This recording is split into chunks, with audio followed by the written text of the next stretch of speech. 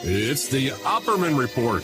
And now, here is investigator Ed Opperman. Okay, welcome to the Opperman Report. I'm your host, private investigator Ed Opperman. Okay, we got a really exciting show for you today. We have Don Crutchfield, who's kind of a legend in the private investigation world.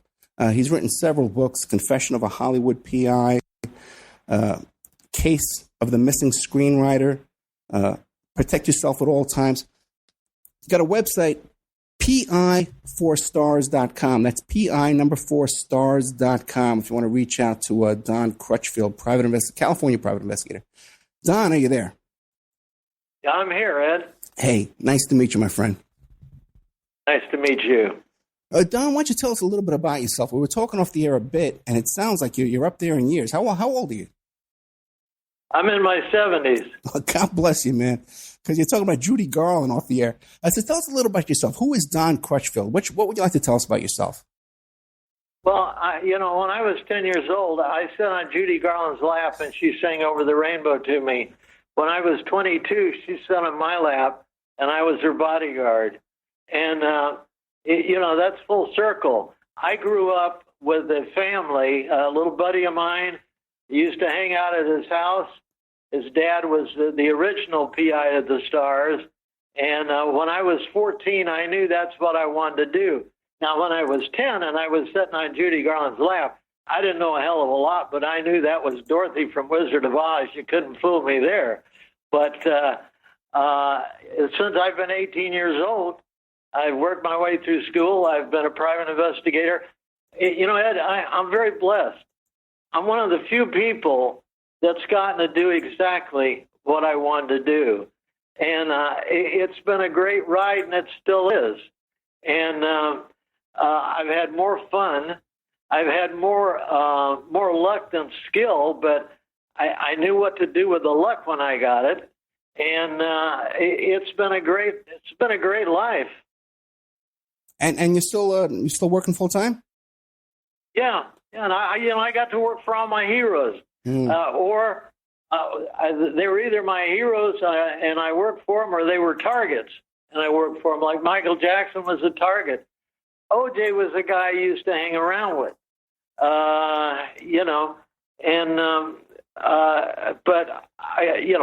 when I was like 22 years old, I lived at Marlon Brando's house. Oh, really? And I was his bodyguard. I used to take Christian to school, and I would have taken a bullet for him in a minute. I loved him. He treated me like family, dysfunctional family, but he treated me like family. In fact, I have the chapter of the book on my website in case you want to go and look at that. But he asked me. I'm 22 years old. I'm in really good shape. I've played a lot of sports. I'd worked a very hard, very demanding undercover job, and I was in tremendous shape. And he asked me, he says, do you want to go out in the backyard? And, he says, can you box? And I said, yeah, I can box a little bit. And he said, you want to put on the gloves and go in the backyard? And I'm thinking, if I can't whip up on a 40-year-old movie star, I'm in the wrong business. Well, we went out in the backyard, and we just beat the crap out of each other. And that guy could hit like you couldn't believe. I was doing everything I could just to stay up with him. And the attorney called me that night and said, is there anything you need up there? And I said, yeah, I need a cut man. I said, you didn't tell me this guy was this tough, But we had a wonderful time. And, his best friend was Wally Cox, which, that goes back to old television. A lot of your listeners don't know who Wally Cox was, but he was sort of a Woody Allen type comedian. The original Odd Couple.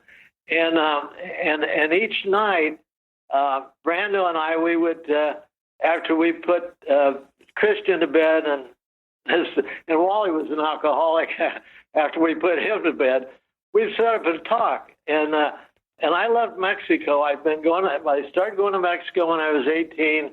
And I later on became a captain in the federales and a major in the Mexico City Police Department. But I fell in love with the country, the people, the culture. So I would find myself sitting on the couch with a big fireplace going on Mulholland, which Brando lived in the same gate that Jack Nicholson lives now. You'd have to go through that gate.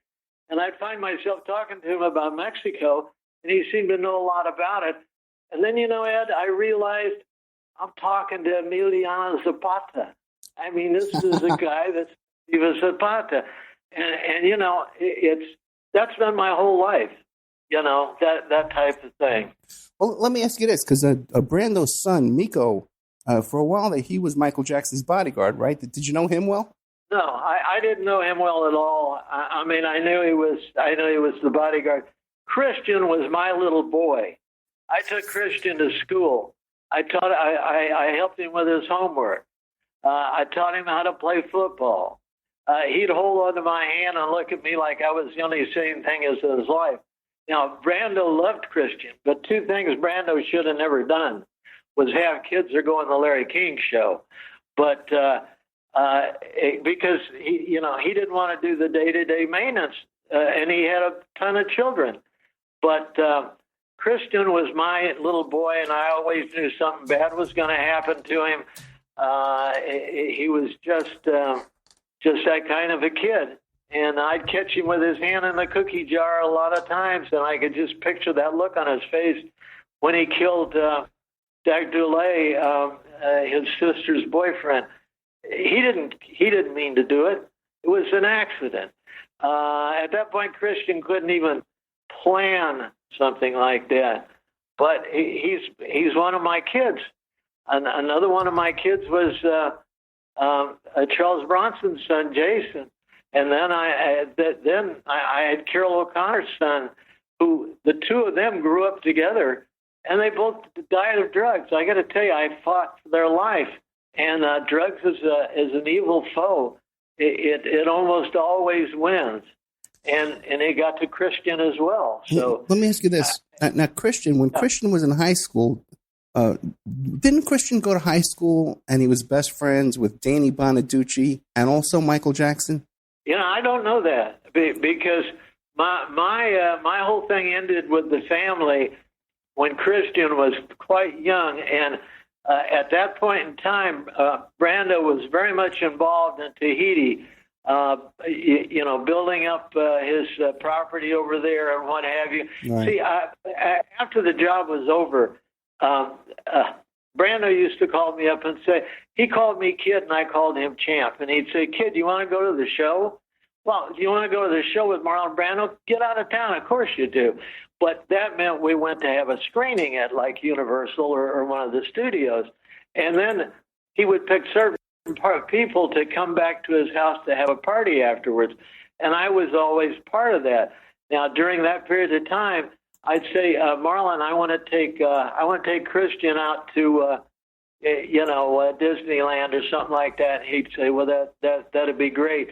But Anna Cashby got control. First of all, we were having the reason why I was there, we were having a bitter custody battle, and Anna Cashby was Marlon Brando's first wife, and she was crazy as anybody I've ever run into, and she was on drugs, and she'd pull out a gun, and I still have scars from Anna Cashby, and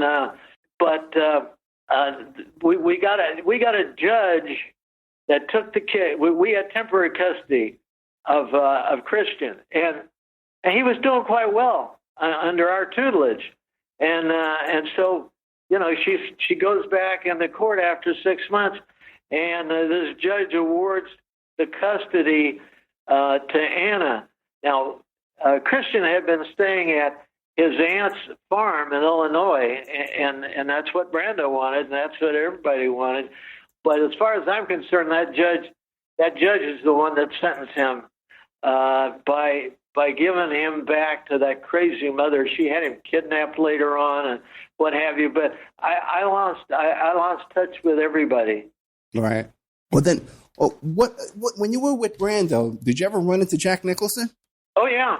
He lived. We used the same gate. Okay. And Brando would sort of talk to him over the fence, And as a matter of fact, see what happened was how I got brought in was Anna Cashby tried to commit suicide, took an overdose of drugs, whatever.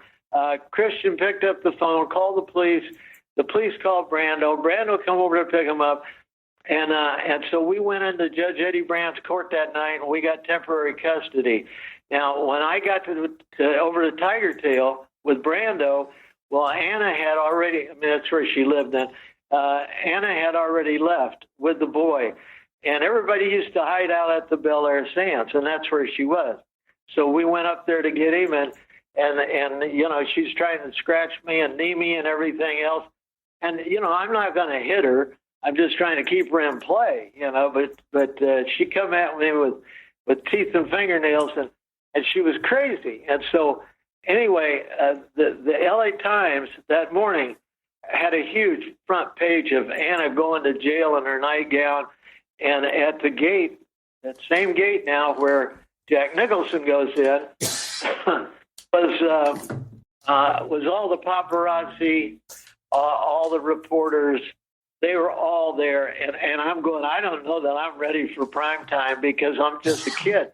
But I've got to get a handle on this because we have 4.5 acres, and we had no alarms, no cameras, no nothing. So I just walked down there with a shotgun.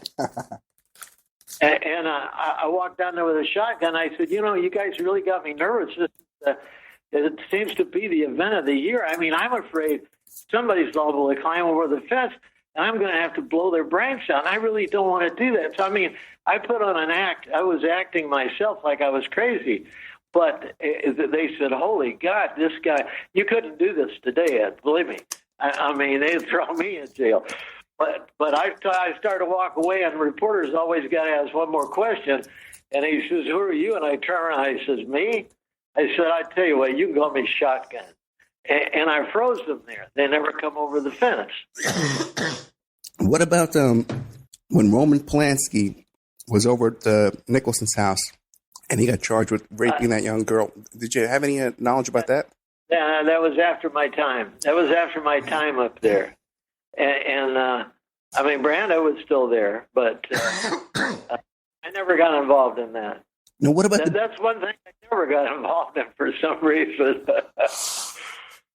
What about the Beatles? What did you have to do with the Beatles? Well, I saved their career. And the way that happened was it was back in the 60s. And incidentally, the 60s was the golden age of the Hollywood PI. I mean, I love the Philip Marlowe, the Noor, and I got to meet those guys because I was a kid, and I got to meet those Raymond Chandler guys, but the 60s was the golden age. And anyway, the Beatles had just done Hollywood Bowl, been on the Ed Sullivan Show, and they were staying at the Beverly Hills Hotel. And there was Brian Epstein had a gay lover that kind of worked in the group, and he fired him, he got rid of him. But this guy knew the movement of the Beatles, and he also knew that Brian always carried money and drugs for the kids in his briefcase, because if anybody got caught with the drugs, it wanted to be him and not the kids. So this guy breaks into a bungalow where they were staying, and so then he's got like $25,000 cash in there, which in today's money is like $250,000. And so he spends that money. And then he sends through a intermediary. He says, "I want another $25,000, and I'll return the briefcase to you intact." And there was some controversial contracts in there too that could have done him some harm. And he said, "And I'll return with everything in it except the money, of course." So we had to go through intermarries. We had to. We had to put ads in the paper. We had to meet with people and stuff like that. Finally, this guy felt comfortable enough. And look, I'm a kid now. I'm the same age as the Beatles are, you know. And I'm thinking, but I'm thinking I'm bulletproof. I'm thinking I'm smarter than anybody else, I guess. And so I was to meet them at the entrance to LAX. I had two Beverly Hills cops hiding in the bushes. And this clown pulls up in a cab, which I'd followed him before I knew what he drove. But he's in the back seat of the cab, and so I'm supposed to hand him this bag of money, and he's supposed to hand me the briefcase. Well, I reached in and grabbed him, and I pulled him out of the cab. We cuffed him and we took him down to the station. We called Brian. We don't touch the briefcase at all. And so Brian comes down, and I said, Brian, is this your briefcase? And he says, yeah. And I said, well, open it and tell me if there's anything missing. And he goes, well, my money's missing. My papers are here, but what's this stuff in the baggie? And the guy's going, hey, man, don't burn me. Those ain't my drugs. Those are your drugs. And I said, wait a minute. There's a law in the state of California called possession. I said, you've got possession of those drugs. Those aren't our drugs. So the guy did time for the Beatles' drugs, which I thought was pretty funny. What was that guy's name? If I had screwed that thing up, and I still have sweats in the middle of the night, if I had screwed that up, would I have ruined their career? Because at that point in time, Brian Epstein told me, he said, look, he wanted to pay him. And I said, you can't pay him, Brian. You pay him, and he'll never stop coming. He'll always be after you. He said, you don't understand. Mothers don't want their daughters to see the Beatles because they think they got long hair. Well, they were just mop top, dressed like $1 million kids then, So, later on, it didn't make any difference. They said, we do drugs. What are you going to do about it? But it was, we really turned the tables on that guy. What was his name? Do you remember? I'm not going to tell you that. Okay. All right. Now, what about Frank Sinatra? What did you do with Frank Sinatra? Oh, God. Frank Sinatra was another guy who was taking a bullet for. I was his bodyguard. And we had a lot of fun. I mean, we'd be backstage, and he was a sports fan, and he'd go, Don, find us a television set so we can watch the basketball game or the baseball game or whatever. And we're both dressed the same. I mean, I got a tuxedo, he's got a tuxedo. The only two difference. He's Frank Sinatra. I got a gun under my cummerbund, and so. One night we were doing a charity event. Don Rickles was there, and Rickles was Rickles liked to drink, and you couldn't tell if he was drunk or sober with his act. And so Frank is out on Frank and I are watching the basketball game, and they're saying, "Come on, Frank, Gordon Jenkins is starting to play and all this." And so we're walking out, still looking at that, and we're talking about the game. And when we crossed over at the wings, God, there's Frank Sinatra saying, "Come fly with me." I'm going, Jesus. I'm thinking, this is my buddy. This is the greatest entertainer in the world. And so he's got to the point where he's singing One for My Baby. And here comes Rickles. Been back at the bar backstage. And so I said, where the hell are you going? I'd known Rickles for a long time, and I grabbed him. I said, where the hell do you think you're going? He said, no, I love it. I said, he won't love it. I said, he's got the audience in the palm of his hand. He's got the cigarette lit. He's got the bottle. He's got the glass of Jack Daniels, and he's singing One for My Baby. He's got them all captured. No. And so like a dummy kid, I said, well, it's on you. Well, it wasn't on him. It was on me because I let him go out there. And Frank was sitting on a bar stool, and he grabs Frank, bends him over, kisses him on the lips, sets him back up, and runs back out laughing. Well, first of all, Frank thought somebody had blindsided him from the audience and scared the hell out of him. And then he realized what had happened. And then he looked at me like, you actually let that happen. And I thought, man, I am a dead man, and I deserve it. And so anyway, after that, he finally gets the audience right back where he wanted them. And as he's leaving the stage, he walks up to me. He's got that look on his face. He says, where's Rickles? And I said, yeah, Frank, I'll go get Rickles. I'll hold him. We'll wrap him around. I said, that's a great idea. And so Rickles is still back at the bar, and I grab him by the scuff of the neck. And I said, you know what? I said, you finally get a turn. After all these years, it's your turn. And I drag him over there, and Frank walks over and kisses him on the cheek and says, thanks, Pally, you were great. He looks over to me. He says, Don, are you ready to go? Well, I crossed myself and said, oh, yeah. And as see, one thing about Frank, it was loyalty. He knew that I'd take a bullet for him. And as we walked off, he said, you're never going to let that happen again, are you? And I said, no, Frank, I'm not. and he never brought it up again, which I figured, the least he could do is fire me for that. But that's just one of the many stories with Frank Sinatra. Great guy. What about Jerry Lewis? What'd you do with Jerry Lewis?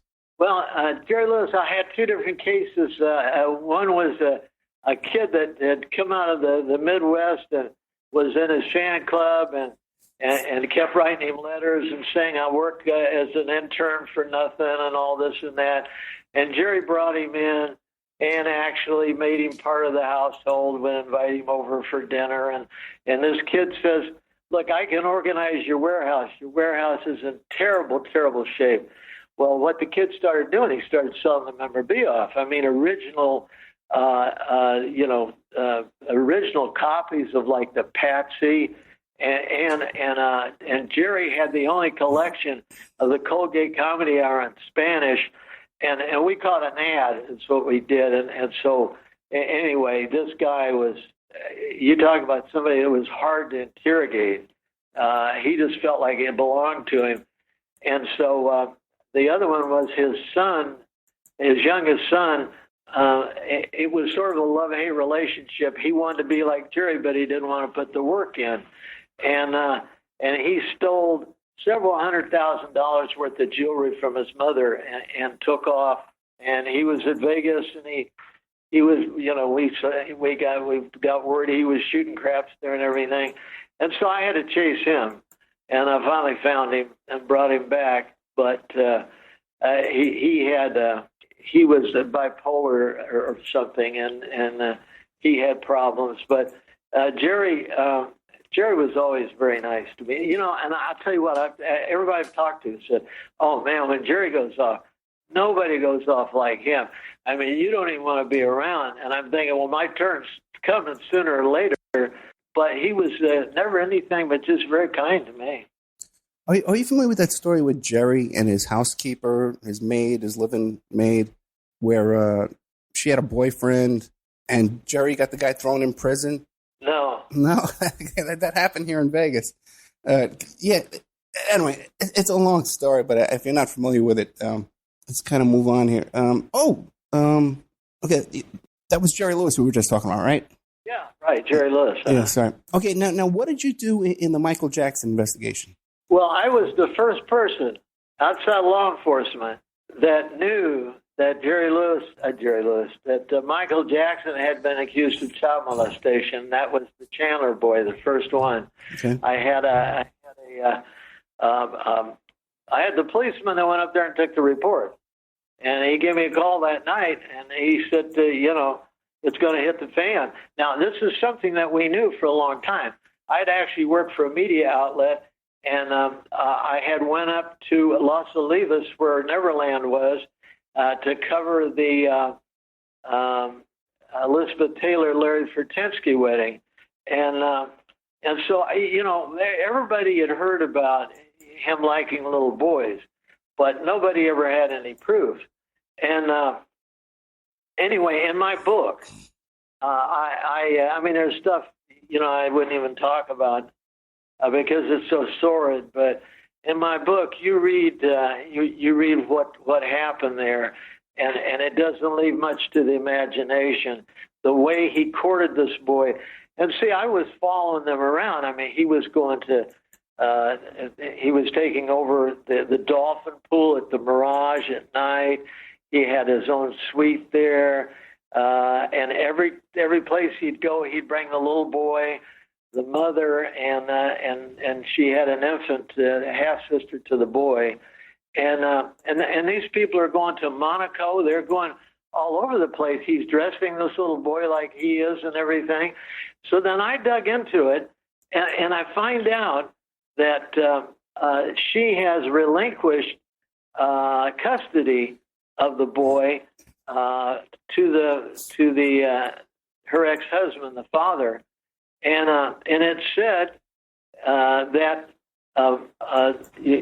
she can see the boy on the weekend, but if she even as much as lets the boy have a conversation a phone conversation with Michael Jackson, then a third party will be present during during her visitation at her expense, which I've been that third party before, just not on that case. But then all of a sudden, you had Burt Fields and you had these high-powered attorneys jump in and start trying to get the custody back. And to me, that's like that's like trying to get prey back. I mean, you got to understand what was going on there. I mean, why would she just give him up and no back alimony, no nothing? So, I mean, I've been a private detective all my life. It didn't take much to read between the lines there. And then they were successful in having the boy returned to the mother. And the day that they were to return the boy, the father had him taken to a psychiatrist, and he told all about the molestation. And California law states that if that's told to a psychiatrist, they must report it to the police. So I was privy to the police report and to the child service report, and this was a 12, 13-year-old boy. I couldn't train Brando to do what he did on the deposition. I mean, I could break a kid down like that and nothing flat. This kid don't change one single word in any of his reports. The only reason why I can figure that is because he was telling the truth. And then, the stuff that just happened about them finding all this pornography in a locker and all this stuff. Hey, we knew about that way back when. I mean, that's nothing new. I don't even know why they're bringing it up, because the police has had custody of that stuff for a long time. And the boy identified markings on his genitals and stuff like that. I mean, there again, and here's the culprit in this whole thing, is Gil Garcetti. He was not only the attorney for that, but he was the attorney for O.J. Simpson, the prosecution. And what he thought he would do, in my opinion, would put his feet up on the desk and let the civil case go through, and then he could use that in a criminal case. Well, when the boy made a settlement, and another thing in the state of California, you can't make a juvenile testify under those circumstances. Well, he lost his case, and then he bitched about, well, I don't. This Michael Jackson should have been arrested the night that the policeman went and took the report, and the same thing with O.J. Simpson. I'm telling you, when Gil Garcetti does a press conference, they should have made him wear donkey ears. Because it didn't take a brain to figure out if O.J. had been tried by a jury of his peers, which was Santa Monica, instead of downtown L.A., which those black people were not a jury of his peers. He had very little to do with them.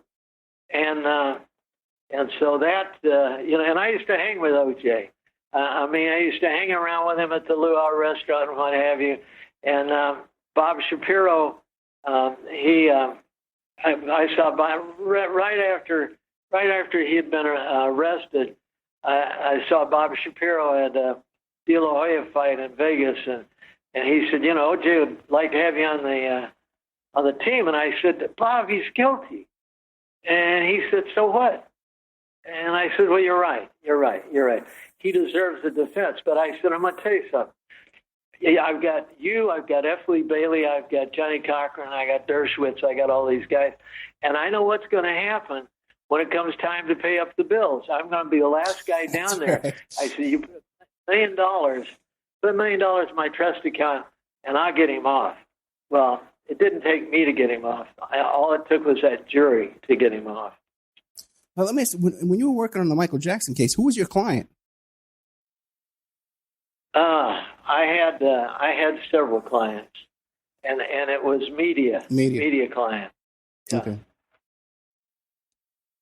You know what? I was on the front page of the on both O.J. and Michael Jackson. I was on the front page of the LA Times several times, giving my opinion on what was going on. So, Don, a couple other of these high-profile clients you've had or cases you've worked on, Lisa Marie Presley, what can you tell us about that? Well, that had to do with her marriage to Michael Jackson, and the Michael Jackson chapter, I really got the smoking gun in there. And she, when they got married in Santo Domingo, and I had somebody on the ground following them, and it really wasn't a marriage. It was for convenience sake, because he'd just been accused of being a pedophile and all that sort of stuff. I had a very close personal contact with one of Michael Jackson's bodyguard, who had been with him for years, and who in my book, he does tell it all. But he said, in all his years, he never saw Lisa Marie at Neverland ever. He said, I wasn't here 24 hours a day, 7 days a week, but he said, I never saw her here, and so he didn't believe that there was anything there, nor did I. And, then he marries Debbie Rowe, and they have these kids. And somebody asked me, well, do you think it was artificial insemination? I said, no, I think a Viking came through town. I said, those kids don't look like Michael Jackson. And, but, it's a very complicated story. And like I say, it is in my book, but it was a sham, complete sham. And, it lasted long enough to get the publicity on it. And that was about it. And who was your client in that case? That was the media as well? Let's see. Yes, it was. Now, what did you do with Donald and Marla Trump? Marla Maples and Donald Trump. Well, Donald Trump was married to Ivana at the time, yeah. and they were seeing each other. And one guy sold a picture of the National Enquirer that went back quite a ways, and it showed Maples with Donald Trump with a beard, a guy sitting in the middle between the two of them, and then I went to work, and she said she went on the Diane Sawyer show and said, I've never taken a dime from Donald Trump. I don't need Donald Trump. I make plenty of money on my own. And so I thought, okay, we'll take a look at it. And she made something like $1,500 a year. So somebody was paying for her apartment and the whole bit. I even tracked it down to a credit card that paid for a honey baked ham. And so that was, and even Trump said, they got the honey baked ham. They got me, so nobody did anything about it. But, that was for a media client too. And now, what about Roseanne Barr and Tom Ronald? What did you have to do with them? Well, they were a couple of, they were about as creepy as you get at that time, and probably still are. But they were the slobs, and they had this house in Benedict Canyon, and they were going to get married, and so they wanted me to cover the wedding. And I'm thinking, this is not exactly national security. Like, who cares if they get married? But it was a big story. And so the people next door had went on vacation, and they had a house sitter, and we gave her some money so we could move in there. And so they had tight security, and they had helicopters and all that stuff. And but what gets me is it was rumored they had rats in the house, and they'd have like pizza floating in the swimming pool and stuff like that. Real pigs. And so when they got married, Tom Arnold said, we're your worst nightmare. We're rich, we're famous, and we're slobs, and and they turned around and began eating the cake with their bare hands. Ugh. It's not even sliced. And I'm thinking, they're doing that so they can beat the rats to it. But it was a thing where they had that Rosa had two girls, and she had them in I don't know whether you'd call it mental institution or what, but they went on a rampage one night, and Tom Arnold beat up Roseanne's ex-husband, and they just caught, and Tom Arnold allegedly hit one of the nurses, and that brought on a lawsuit, and it was just, in those days, they were big news. Now, it doesn't mean anything. That's interesting. And are those two... I thought they were made for each other, to be honest with you. I thought that was a match made in hell, and they belong with each other. What do you make of all the stories with Roseanne Barr where she claimed she was molested as a child? And what do you make of all that?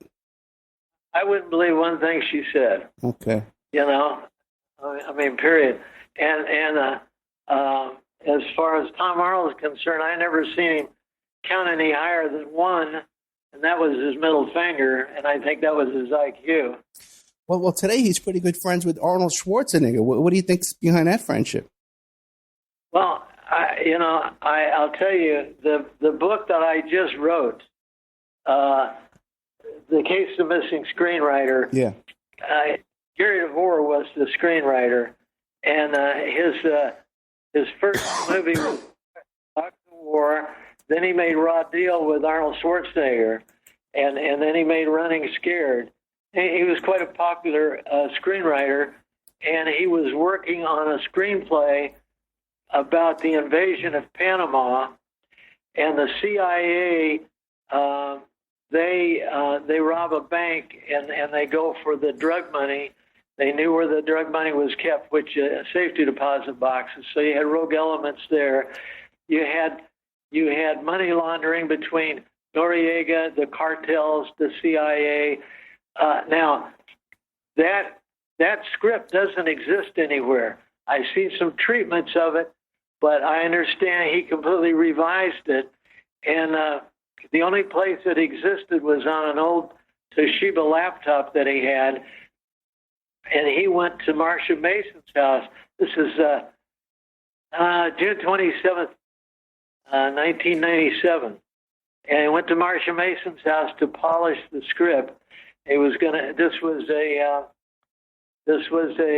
over the weekend, and he was coming home Friday night because he had a group of people that were coming over to his house to watch the Tyson Holyfield ear-biting fight, and he was going to have a party that night, and so he left Friday night. This is a guy that loved to drive. I mean, he'd get in his car and drive hundreds of miles and think up scripts and what have you. And so anyway, he left Marcia Mason's, and he'd made phone calls to his wife. He left late in the afternoon, and he had made several phone calls to his wife because we got the cell records. But at 1:15 in the morning, he makes a call, and there's no record of it. That's the last time anybody heard of him. That would be early Saturday morning. I was called in the next day. I've been working this case for 18 years. It's the biggest mystery I've ever been involved in.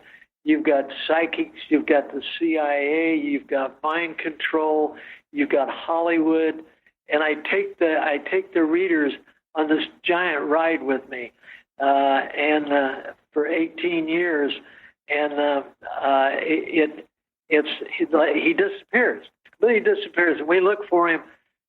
And so a year later, they find his car and a body in the California Aqueduct around Palmdale, and so they pull it out. The hands are missing, and the script is missing, and so I figured the Highway Patrol said it's an accident, so I just more or less ride off into the sunset. I mean, hey, the Highway Patrol said it's an accident. It's an accident. and you can understand this. I got a hold of the Highway Patrol report as a 158-page. It's very detailed. A lot of were written very well, but so was Lord of the Rings, and nobody that. And when you read my book, you'll never believe this Highway Patrol report. And I've always had great respect for them, but this is the biggest setup. And the CIA is at the heart of this. Gary DeVore was an asset of the CIA. Gary DeVore is still alive after all these years.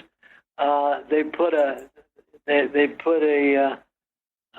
body that matched his in that car. He had things like he was a Jewish cowboy, loved horses, loved rednecks, drank beer, watched the fights, stuff like that, and he had a Western saddle in this Explorer. He had 2 big pieces of luggage. Now, that's all missing out of there. This is all stuff he would have needed. The deeper you get into it, the more you can't believe it. And I've got 4 experts, including a highway patrolman, that what they want you to believe is he got off the 14 freeway after crossing over the aqueduct in Palmdale, got off at the next off ramp, drove 3.5 miles with his lights out in the median without one car seeing him. And this is a major freeway, and this is also the way you go to Vegas, and that was the weekend of the Tyson Holyfield fight. And he hit a 17-foot wide opening that didn't have any guardrail fence or anything like that, vaulted 110 feet or so into the California aqueduct without touching any hard surface whatsoever. And there were parts, and I mean parts as small as a half an ounce, that flew completely across the California aqueduct and landed on the other side. After the California aqueduct had been searched many times, and there had been there was debris there, but as I say, some of it was as small as a half an ounce. They had some grill work and stuff like that, but it had been searched by everybody. There was a $100,000 reward, and nobody saw anything. And and I talked to the CIA guy, ex-CIA guy, and he said Gary and I went on missions together. He was an asset, and we paid him a lot of money for it. And he was the type of guy that would jumped at the chance. He wrote Backroads with Tommy Lee Jones and Sally Field. He was Tommy Lee Jones' best man at his wedding. There was a guy named Chase Brandon who was a big CIA operative. Tommy Lee Jones is his first cousin. They met each other in 1981, and they remained friends all during this time, and he would call on him for technical stuff. And I got to believe that he's involved in this somehow. Why he disappeared, it could have been something in the script that could have caused repercussions on national security. It could have had something to do with a cartel. And in order to keep his family safe, he disappeared. Either that or they murdered him. But mind control also comes in there. And I've got a ton of psychics, and every one of them from all over the world, and they didn't know each other. But when he turned up missing, every one of them said he's still alive. They even identify people who took him that are similar. And I'm not a big fan of that. I'll be honest with you. I believe in logic, and I believe in my instincts and what have you. And but it's a big mystery to me, because after they find the car, I start looking at this stuff and I'm going, God, they were right on. I mean, they were right on to the point where the car went in. Yeah. So, like I say, I take the readers with me on this, and it's a script that Gary would have worked on. It's a script he would have loved to work on. And, maybe just maybe he did work on this script. Why do you keep bringing up mind control? What evidence do you have of mind control? How does that fit in?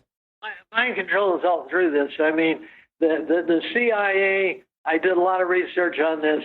They have a way of erasing they got a way of erasing your total memory, but they got a way of erasing certain parts of your memory. Okay. Hypnotism plays into effect. I talked to the CIA guy, and he said, I was either drugged or hypnotized, and then I would wind up and I would be in the middle of the jungle, and I didn't know if it was Asia or if it was South America. And I said, well, why would they do that? He said, well, one, for my protection, two, so there would be no leaks. And I said, well, you were all right with it. And then he said, all right with it. Hell no, I wasn't. Would you? And I said, well, no, not me, but you knew what was coming. And he said, yeah, but I was never all right with it. And he said, years later, I started having migraine headaches, and I had somebody hypnotize me, and he said those memories came back. And he said, needless to say, I've never said a word about what happened.